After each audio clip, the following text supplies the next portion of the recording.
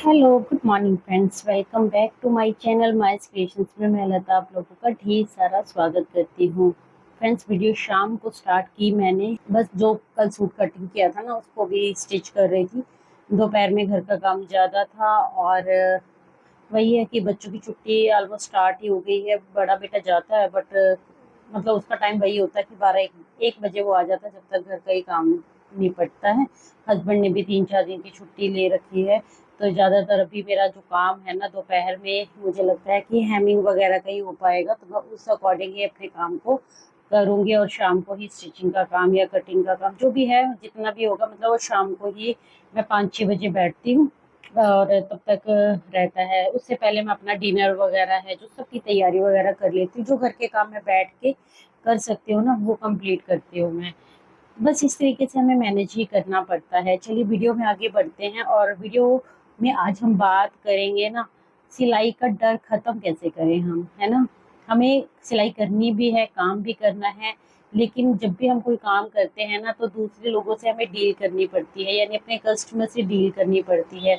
उनसे डील करने में अगर हमारा डर हमारे सामने आता है ना, तो हम सिलाई में भी गड़बड़ करने लगते हैं, है ना। कई बार ना बहुत अच्छा दिखाने के चक्कर में कई बार हम कुछ चीजें है ना बिगाड़ भी देते हैं। और खासकर ये वीडियो उन महिलाओं के लिए है जो घर पे बैठे अपने कपड़े तो बहुत अच्छे सिल लेती हैं, मतलब क्रिएटिविटी के साथ जो डिजाइन बनाना चाहती हैं वो सब, मतलब है ना, अपनी क्रिएटिविटी अपने कपड़ों के ऊपर दिखाती रहती हैं। लेकिन जब बात आती है ना कस्टमर से डील करने की, है ना, यानी कि कस्टमर का काम देने की, तो उनके मन में डर घबराहट है जो पैदा होने लगते हैं। तो इसी टॉपिक के ऊपर बात करेंगे और वीडियो में समझने की कोशिश करेंगे और एक प्रोफेशनल रोड मैप तैयार करने की पूरी पूरी कोशिश करेंगे और देखते हैं कि एक स्किल्ड होम मेकर को किस तरीके से प्रोफेशनल टेलर बनाया जा सकता है। कुछ पॉइंट्स के बारे में आज हम बात करेंगे और एक एक करके उन पॉइंट्स को क्लियर करने की कोशिश करेंगे। तो चलिए बढ़ते हैं सबसे पहले पॉइंट्स की तरफ, जो कि है मानसिकता में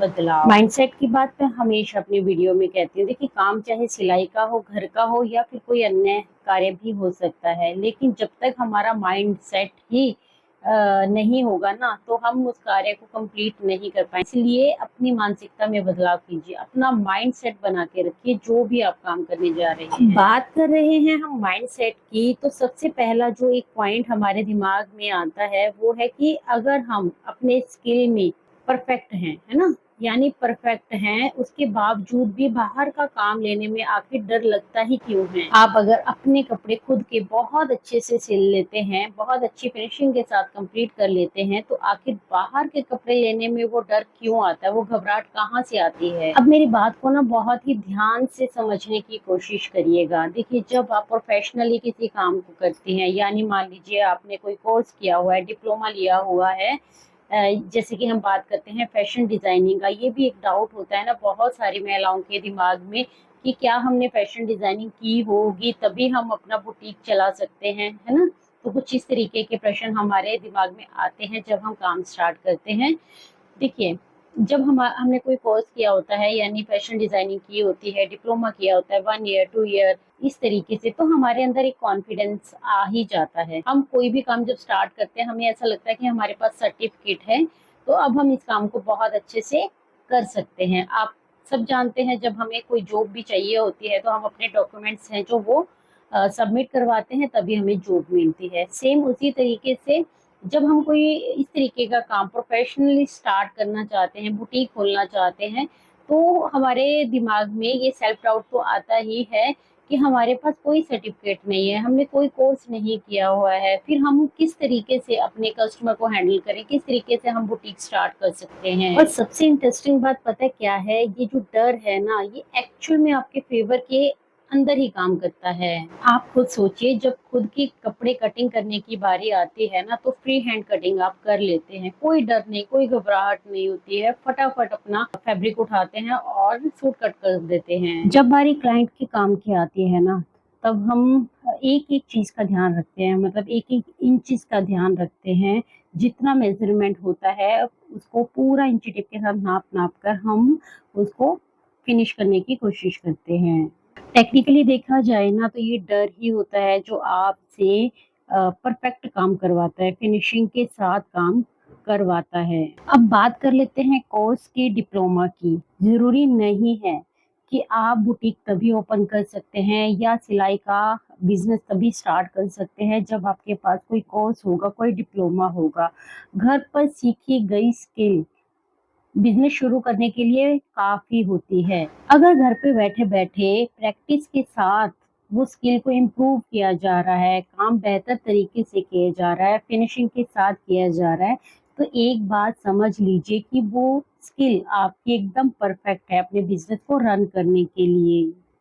आपको कोई कोर्स, कोई डिप्लोमा की ज़रूरत इसके लिए नहीं होती है। आपकी स्किल ही आपका डिप्लोमा है।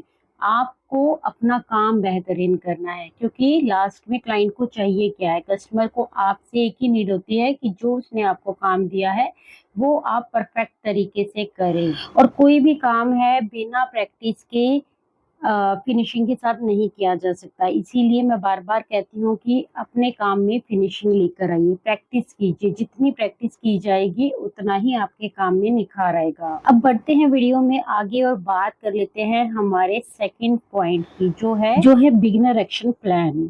तो इसके लिए हमें 3 पॉइंट्स के ऊपर और ध्यान देना होगा। जैसे कि फर्स्ट है कॉटन सूट, सेकंड है अस्तर से बचें, है ना? थर्ड है ब्लाउज ना सिले। ये बात मैं कर रही हूँ शुरुआती दिनों की, जब आप काम को अपना स्टार्ट कर रहे हैं। अब थोड़ा और डिटेल में समझाने की कोशिश करती हूँ। यानी कि फर्स्ट है कॉटन सूट। देखिए, जब आप कॉटन सूट सिलते हैं उसको सिलना बहुत ही ईजी होता है, बहुत आसान होता है। तो शुरुआत जब आप करते हैं तो सिंपल सूट के साथ ही करें, है ना? एकदम सिंपल सूट के साथ। अस्तर से बचने के लिए इसलिए बोल रही हूँ क्योंकि शुरुआत में जब हमें अपने काम की बहुत ज़्यादा नॉलेज नहीं होती है, तो हमें अस्तर के सूट से बचना चाहिए, क्योंकि अस्तर को लगाना और अच्छे फिनिशिंग के साथ काम करना उस पे थोड़ा ट्रिकी हो सकता है शुरुआत के दिनों में। आप प्रैक्टिस करेंगे तो आप उसमें भी अच्छे बन जाएँगे। लेकिन शुरुआत की जब हम बात कर रहे हैं तब कोशिश करनी चाहिए कि पहले आप अपने ऊपर ट्राई कर लें अच्छे से उसको, और फिर उसके बाद आप अस्तर वाले सूट है जो सिलना स्टार्ट कीजिए। ब्लाउज़ में देखिए बहुत ज़्यादा ही फिनिशिंग की ज़रूरत होती है। छोटी-छोटी बातों का ध्यान रखना होता है, जैसे कंधे नीचे की तरफ ना गिरे, है ना? ब्लाउज़ की फिटिंग अच्छे से आए, टक्स पॉइंट्स कहाँ लगाने हैं, कितनी प्लेट्स डालनी है, तो ये सब चीज़ों की नॉलेज होनी बहुत ज़्यादा ज़रूरी है। और ये भी आपका एकदम फिनिशिंग के साथ तब बनना स्टार्ट होगा जब आप बार-बार प्रैक्टिस करेंगे। क्योंकि कंधे की फिटिंग से बचने के लिए ना ब्लाउज़ ना ही सिलें, कंधे की फिटिंग होना बहुत ज़्यादा ज़रूरी होता है। एकदम जब आप इसमें अच्छे से प्रैक्टिस कर के उसको सीख लें ना, तब फिर आप ब्लाउज़ लेना स्टार्ट करें। जब आप अपना काम स्टार्ट कर रहे हैं ना, तब आप सिंपल सूट सिले अल्टरेशन का काम कर सकते हैं, और धीरे-धीरे आप उस चीज़ को फिर स्टार्ट कीजिए।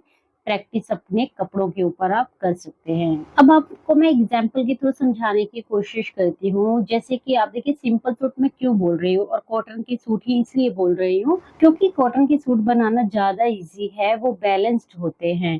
कॉटन जैसे कपड़े ना आसान होते हैं, इसीलिए वो आपके अंदर ना आत्मविश्वास बढ़ाते हैं। सेल्फ कॉन्फिडेंस आता है आपके अंदर।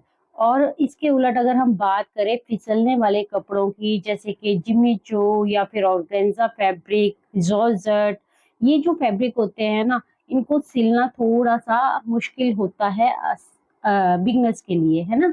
तो इसीलिए आपको जब शुरुआत करनी है तो आपको ऐसे फैब्रिक का चूज़ करना है ना, कि जो आपके लिए ईज़ी हो, जिसमें आपकी गलती की गुंजाइश ना के बराबर हो। क्योंकि शुरुआत में ही जब हमें समस्याएँ आने लगती हैं ना, तो हमारा कॉन्फिडेंस है ना जो वो लो होने लगता है।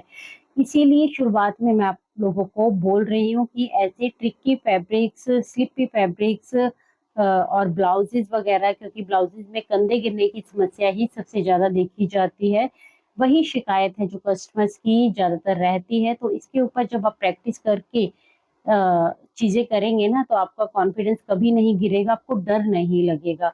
सीधी कुर्ती यानी सिंपल कुर्ती और सिंपल सलवार सूट और पैंट भी आप सीख सकते हैं, और उससे स्टार्ट करेंगे ना तो उससे आपका कॉन्फिडेंस है ना जो बिल्डअप होता रहेगा, बढ़ता रहेगा। अब आगे की पॉइंट्स क्लियर करने की कोशिश करते हैं, बढ़ते हैं अगले पॉइंट की तरफ जो है क्वालिटी एंड फिनिशिंग। इतना काम जब आपने सीख लिया है तब आपको अपने काम में लेकर आना है प्रोफेशनल टच। और वो कैसे आएगा? वो आएगा कुछ डिजाइन सीखने पर, है ना। आपको नेक डिजाइन सीखने हैं, आपको स्लीव्स डिजाइन सीखने हैं, आपको मोहरी डिजाइन सीखने हैं। तो धीरे धीरे आप प्रैक्टिस कीजिए अपने कपड़ों के ऊपर। और जब आपके पास थोड़ा बहुत भी काम आने लग जाता है ना तो जो पीसेस बच जाते हैं उससे आप स्लीव्स डिजाइन बनाकर रख सकते हैं। और फिर वो अपने कस्टमर को भी आप शो ऑफ कर सकते हैं, है ना। अपने व्हाट्सएप स्टेटस पे तो मैं हमेशा ही बोलती हूँ कि आप लगा सकते हैं। इन सब चीजों को सीखिए लेसिस के साथ, जैसे कि आजकल लेसिस सूट वगैरह बहुत ज्यादा ट्रेंड में है, कॉर्ड सेट वगैरह बहुत ज्यादा ट्रेंड में है। तो लेसिस के साथ आप किस तरीके से खेल सकते हैं, क्या क्या क्रिएटिविटी दिखा सकते हैं अपनी नेक डिजाइन के ऊपर भी, स्लीव्स डिजाइन के ऊपर भी, और पौंचों के ऊपर यानी मोहरी के ऊपर भी। ये क्रिएटिव टचेस ही नॉर्मल काम को और हाई वैल्यू बनाते हैं। अब मैं बात कर रही हूँ लेसिस की, लेसिस डिजाइन की। तो आपको थोड़ी बहुत नॉलेज ना इस बात की होनी चाहिए कि किस कपड़े के ऊपर कितनी लेस का यूज हमें करना है, क्योंकि जब आप मार्केट जाते हैं और आपको इतना ही आइडिया नहीं है कि आपको कितनी लेस का यूज है जो अपनी कुर्ती के ऊपर करना है। तो नॉर्मल से जो आपकी कुर्ती पे डिजाइन यानी कि स्लीव्स पर, घेरे पे या फिर नेक पर भी इतना आपको लेसिस के साथ अगर कंप्लीट करना है तो आपको एक रेशो हमेशा याद रखना है 3.5 का। तो 3.5 यानी 3.5 मीटर लेस है जो नॉर्मली आपकी कुर्ती की डिजाइन पर काम आएगी। तो जब भी आप मार्केट जाएं तो आपको दिमाग में इतना होना चाहिए पता कि 3.5 मीटर लेस ही आपको खरीदनी है, ताकि आप अच्छे से क्रिएटिविटी के साथ उस कुर्ती को अच्छा लुक दे सके। चलिए अब बढ़ते हैं हमारे फोर्थ पॉइंट के ऊपर, जो है प्राइसिंग। देखिए प्राइसिंग भी बहुत बड़ा रोल प्ले करती है हमारे काम के ऊपर। आप कहाँ अपना बुटीक चला रहे हैं, आप होम बुटीक चला रहे हैं या फिर रोड साइड बुटीक चला रहे हैं, आप गांव या कस्बे में अपना काम चला रहे हैं, या फिर आप शहर में अपना काम चला रहे हैं, है ना। आपके आसपास का क्या माहौल है, इसके ऊपर भी आपका जो प्राइसिंग है यानी कि रेट लिस्ट है सिलाई की होनी चाहिए। देखिए जब यानी कि गांव में, कस्बे में हम अपना काम स्टार्ट करते हैं ना तो हम कम दाम रख सकते हैं, लेकिन वहां पर एक और आपकी जो फेवर में काम करती है चीज वो होती है परफेक्शन की मांग वहां पर ना कम होती है। आप अगर सूट ढीला भी सिल के दे देंगे किसी को तो भी कोई ज्यादा ही मतलब नहीं करने वाला आपके साथ आर्गुमेंट्स। आप अगर नेक थोड़ा बहुत इधर उधर होगा, यानी कि कहने का मतलब मेरा यही है कि फिनिशिंग में अगर कमी होगी ना तो भी चल जाएगा। छोटे शहरों में, कस्बों में ऐसा होता है ना। लेकिन वहां पर वही चीज होती है कि फिर आपकी जो सिलाई की रेट लिस्ट है ना वो भी उसी अकॉर्डिंग होती है, वो भी कम होती है। और कस्टमर भी ऐसे होते हैं जो आपसे बार्गेनिंग करते रहते हैं। लेकिन इसके उलट जब आप किसी अच्छे खासे शहर में अपना काम चला रहे हैं, फिर चाहे आप घर से ही होम बुटीक क्यों नहीं चला रहे हैं, उसके बावजूद भी आपको सिलाई के रेट लिस्ट भी आप हाई रख सकते हैं, क्योंकि आपके आसपास जितने भी बुटीक होंगे ना उनके हाई प्राइसेस ही होंगे। और उनसे अगर आप 150 रुपए कम भी रख लेंगे ना तो भी आपकी रेट लिस्ट है जो अच्छी खासी होगी सिलाई के काम की। होगा क्या कि आप की जो रेट लिस्ट है वो तो ज्यादा है, लेकिन परफेक्शन की भी यहाँ पर सख्त जरूरत होती है। तभी आप अच्छे दाम है जो सिलाई के रख पाएंगे, अदरवाइज नहीं रख पाएंगे। आपके काम में बहुत अच्छी फिनिशिंग होनी चाहिए, आपका काम टाइम पर पूरा होना चाहिए, इन सब बातों का आपको ध्यान रखना होगा। एक और इम्पोर्टेंट टिप की तरफ बात कर लेते हैं कि आपको अपनी सिलाई के रेट इतने भी कम नहीं करने हैं कि आपके आसपास के टेलर्स का भी नुकसान हो, और आपको इतने भी हाई नहीं रखने हैं कि आपके पास कस्टमर आए ही नहीं। मतलब आपको हर एक चीज का ना बैलेंस बनाकर ही चलना होगा। और सबसे इम्पोर्टेंट टिप है कि कभी भी दूसरे टेलर की बुराई ना करें। अपने काम की वैल्यू जरूर करें, लेकिन दूसरे की बैक बिचिंग से बचें आप। क्योंकि कई बार हमारे पास कस्टमर भी ऐसे आते हैं जो हमारे पास ये रीजन रखते हैं कि वो आपके पास क्यों आए हैं, क्योंकि पिछले टेलर के पास ये शिकायत थी, है ना। मतलब नेक अच्छे से नहीं था या फिर फिटिंग अच्छे से नहीं आई थी, फिटिंग इश्यूज होते हैं। मेरे पास भी अक्सर ऐसे करके कस्टमर आते हैं और बोलते हैं। लेकिन आपको यहाँ पर ध्यान ये देना है कि आपको उनकी बात सुननी है, अच्छे से समझनी है, लेकिन ऐसा नहीं बोलना कि हाँ आप बुराई पर ही उतर आए, साथ में आप भी मतलब उस चीज में यानी कि गॉसिप में पड़ जाएं कि हाँ वो टेलर अच्छा नहीं सिलता है या फिर ऐसा है। तो आप देखिए, ये हमारा इम्पोर्टेंट और लास्ट पॉइंट है, काम की वैल्यू कर रहे हैं। गलतियां आपसे भी हो सकती हैं, कहीं ना कहीं आपको भी ये सब चीजें हैं जो फेस करनी पड़ सकती हैं। आपको सिर्फ अपने काम के ऊपर ध्यान देना है, अपने काम को फिनिशिंग के साथ करना है, फोकस के साथ करना है। देखिए, लोकल कम्युनिटी में इज्जत बनाए रखना ना इस बिजनेस में आपको लंबा लेकर जाता है। फ्रेंड्स, बिजनेस चाहे आपका सिलाई का हो या फिर कोई और बिजनेस भी आप कर सकते हैं, लेकिन जब भी हम कोई बिजनेस स्टार्ट करते हैं या फिर रन करते हैं तो हमें कुछ चीजों का सामना करना पड़ता है, यानी कि कुछ कस्टमर आपका आत्मविश्वास गिराने के लिए जानबूझकर कमियां निकालने की कोशिश करते हैं। तो आपको ये आइडेंटिफाई करना जरूर से आना चाहिए। इसका सिंपल सा एग्जांपल आपको देती हूँ कि मान लीजिए कोई कस्टमर आपसे 20 से 25 सूट सिलवा चुका है, लेकिन हर बार उसकी आपसे कोई ना कोई शिकायत रहती है या फिर आपके काम में जानबूझकर कमियां निकाली जाती हैं। पता है वो ऐसा क्यों चाहते हैं? क्योंकि वो हमेशा आपका आत्मविश्वास गिराना चाहते हैं, आपके कामों में कमियां निकालते ही रहते हैं। ऐसा वो इसलिए भी जानबूझकर बार-बार करते हैं ताकि आप अपनी सिलाई के रेट लिस्ट को हमेशा कम रखें, दाम कभी आप बढ़ा ही ना पाएँ। तो इसलिए वो बार-बार आपके कामों में गलतियाँ निकालते रहते हैं। लेकिन पॉइंट टू बी नोटेड, ये करने की यहाँ पर ज़रूरत होती है कि आपको देखना है कि जब वो कस्टमर आपके पास बार-बार आ रहा है, काम आप ही से ही करवा रहा है, तो यानी कि आपके काम में कोई कमी नहीं है। वो जानबूझकर आपको सेल्फ डाउट में डालना चाहता है। तो ऐसे कस्टमर के साथ डील करना बहुत ही, कहते हैं ना कि चालाकी से ही काम करना पड़ता है। आप भोले बनकर बने रहेंगे, डर के साथ जीते रहेंगे, तो लोग आपको हमेशा ठगते ही रहेंगे। इसलिए सेल्फ डाउट से बचिए हमेशा। कई कस्टमर ऐसे भी होते हैं जो बार-बार आपका कंपैरिजन दूसरे टेलर्स के साथ करते हैं, है ना? बहाना कोई भी हो सकता है कि आप पेस्टिंग बुकरम लगाते हैं, वो दूसरी हार्ड बुकरम लगाते हैं, या फिर आप मोरी डिज़ाइन इस तरीके से बनाते हैं, या फिर आप सिंपल बना देते हैं, कुछ भी अपनी तरफ से नहीं एक्स्ट्रा करके देते हैं। मतलब बहाने कुछ भी हो सकते हैं, उनका अपना तरीका है। आप ये बोल सकते हैं उनको कि उनका अपना तरीका है, मेरा अपना तरीका है। आपको उनका पसंद है तो आप वहाँ भी जा सकते हैं, लेकिन ये काम आपको कैसे करना है? बिल्कुल पोलाइटली, नरम आवाज में आपको इसका आंसर देना है। क्योंकि एक बात तो आपने भी नोटिस की होगी कि काम करने वाले 50 होते हैं, तो 50 के तरीके भी अपने-अपने ही होते हैं। कटिंग करने का तरीका भी सबका डिफरेंट हो सकता है, स्टिचिंग करने का तरीका भी थोड़ा बहुत सबका अपना-अपना होता है, अलग होता है ना?